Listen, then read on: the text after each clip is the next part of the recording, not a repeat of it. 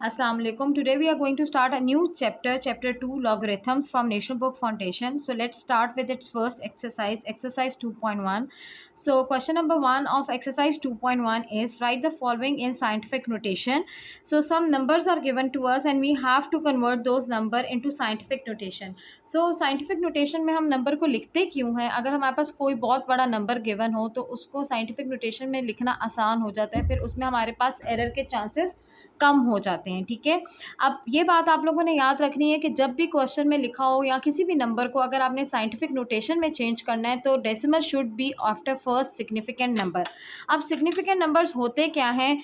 सो quickly recall कर लेते हैं सिग्निफिकेंट नंबर्स को। प्रीवियस क्लासेस में आप बहुत डिटेल में पढ़ चुके होंगे। So all the non zeros numbers are significant. For example 2, 3, 4, 8, 5 ये सारे के सारे, क्योंकि इसमें कोई भी जीरो नंबर नहीं है तो ये सारे क्या है, ये नंबर क्या है, सिग्निफिकेंट नंबर है, because all the non zeros numbers are significant. तो ये सारे नॉन जीरोज नंबर क्या है, सिग्निफिकेंट है। If the zeros come between two significant number they are also significant. For example ये जो दो जीरोज हैं ये टू सिग्निफिकेंट नंबर्स के इन बिटवीन आ गए हैं तो ये दो जीरोज भी सिग्निफिकेंट बन गए। And if the zeros comes after significant number they are also significant. अब ये जो जीरोज हैं ये टू सिग्निफिकेंट नंबर के बाद आ गए हैं तो इट मीन्स ये जीरोज भी आपके सिग्निफिकेंट बन गए।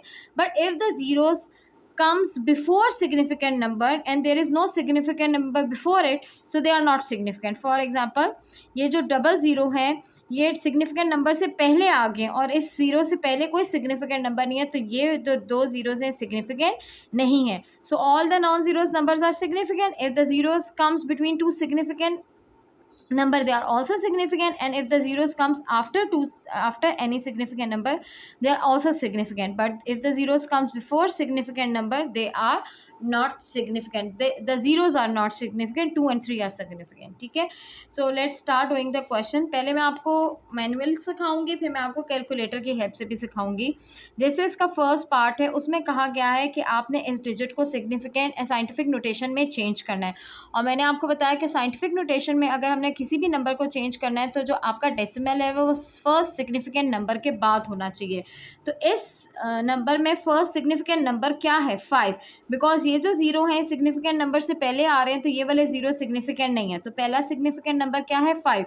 तो जो डेसिमल है वो इस 5 के बाद होना चाहिए। इट मीन्स हमने इस डेसिमल को यहाँ से मूव कर कर इस 5 के बाद लाना है। तो हम देखते हैं कि हमें कितनी प्लेस जो है फॉरवर्ड मूव करना है, 1 2 3 4। So we have to move this decimal from here to there, और in between इसमें कितनी प्लेसेस है, 4, 1 2 3 4।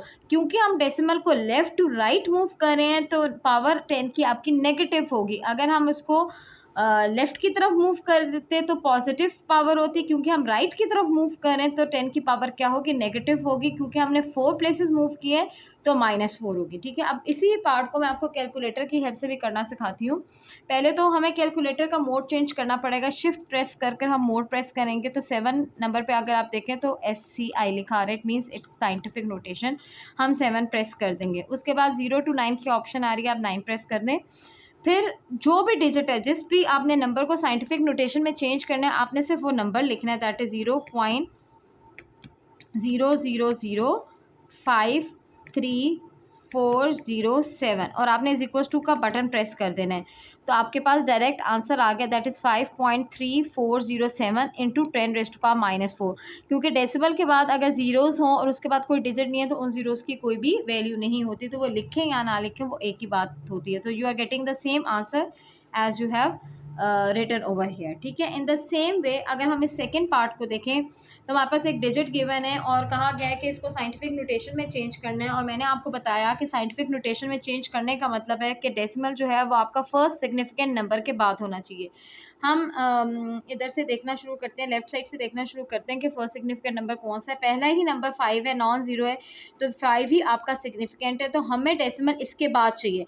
लेकिन इस नंबर में डेसिमल नहीं गिवन, अगर किसी भी नंबर में डेसिमल नहीं होता तो इट मीन्स डेसिमल जो है वो at the end of the number है। सो वो डेसिमल आपका नहीं गिवन तो एंड ऑफ द नंबर है। यहाँ पे हमने इस डेसिमल को यहाँ से मूव करके 5 के बाद लाना है, तो हम देखेंगे हम कितनी प्लेसेस शिफ्ट करें, 1 2 3 4 5 6 7।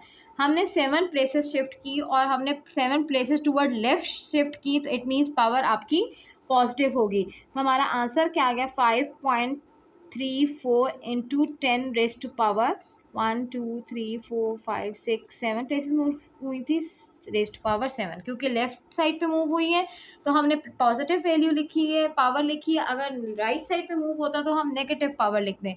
अब इसको हम कैलकुलेटर से भी करके देख लेते हैं। अगेन आप सिर्फ इस डिजिट को लिखेंगे 5 3 4 1 2 3 4 5 और जस्ट इज इक्वल टू का बटन प्रेस करेंगे तो आपके पास सेम वही आंसर आ गया जो अभी हमने फाइंड आउट किया था। तो आप with the help of calculator करें या मैनुअल करें, that is one and the same thing. इसी तरह हम इसका थर्ड पार्ट करते हैं और थर्ड पार्ट में भी अगेन आपको डिजिट गिवन है और कहा गया है कि आपको इसको साइंटिफिक नोटेशन में चेंज करना है। तो पहले हम देखेंगे इस नंबर का सिग्निफिकेंट नंबर पहला कौन सा है। तो ये जितने नॉन ज़ीरोज़ डिजिट हैं, क्योंकि इससे पहले कोई सिग्निफिकेंट नंबर नहीं है तो ये सारे के सारे नॉन सिग्निफिकेंट है। तो पहला सिग्निफिकेंट नंबर इसमें क्या हुआ 1। इट मीन्स हमें जो डेसिमल चाहिए वो 1 के बाद चाहिए, लेकिन डेसिमल हमारा यहाँ पे है तो हमें इसको यहाँ से यहाँ तक शिफ्ट करना है। तो हम देखेंगे कि हमें इस डेसिमल को हम कितनी प्लेसेस जो है मूव करना पड़ेगा हमें। तो 1 2 3 4 5 6 7 8 9 10 11, ठीक है। तो हमने कितनी प्लेसेस मूव की 11 and we are moving towards right. तो इट मीन्स कि जो 10 की पावर है वो क्या होगी, नेगेटिव होगी। तो पहले ज़ीरोस लिखने की कोई वैल्यू नहीं होती तो we are not going to write it.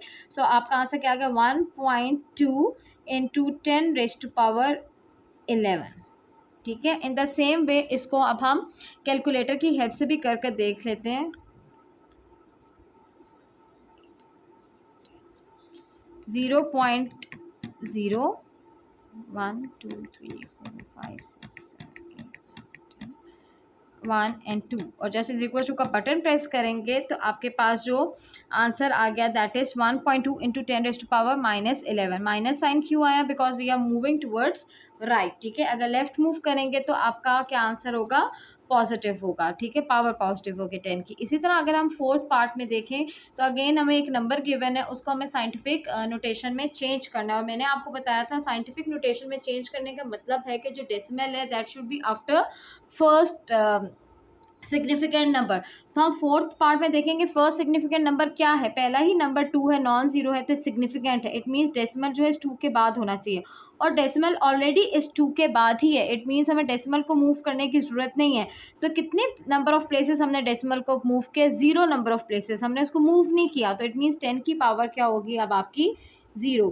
तो 2.5326 इंटू 10 रेज़ टू पावर 0। और अब हम इसको कैलकुलेटर में भी लिख कर देख लेते हैं तो क्या आता है 2.5326 और इज इक्वल्स टू दबाया तो आपके पास वही आंसर आ गया जो ऑलरेडी हमने मैनुअली निकाला था। तो इट्स योर चॉइस, आप इसको with the help of calculator find करते हो या आप मैनुअली फाइंड करते हो।